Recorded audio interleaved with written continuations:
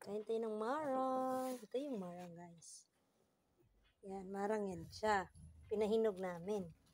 Parang siyang kamansi, pero binuksan mo siya. Ganyan yan.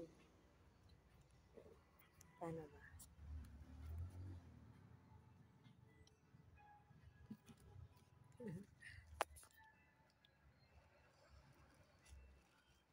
Ganyan eh. Ganyan yan siya. Yan. Ganyan yan. Oh. Ganyan siya. Yan. Tikim tayo isa, ha? Tayo isa.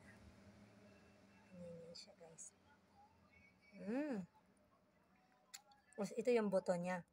Tapos, yan ang mga buto niya, guys. Yan. Binilad to para gawing ano, saan yung basa to? Ito basa to eh. Pinatutuyo to, binibilad sa araw para matuyo. Tapos pag natuyo na siya, sobrang tuyo, i-ano nyo to sa kawali, yung walang, kunting-kunting mantika, tapos lagyan ng asin. Parang manina to siya pag naluto na. Isasangag nyo lang siya sa apoy. Yan. Ito yung buto ng marang, guys. Yan yung marang. Yan. Ganyan po siya.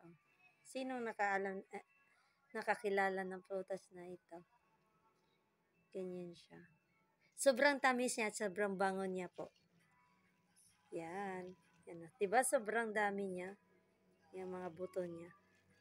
Marami yan siya. Yan. Ganyan siya. Yan. Yan.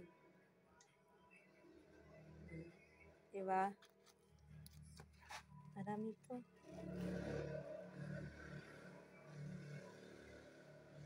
Siya. Sobrang tamis niya. Sana nakakain sana kayo nito. Thank you.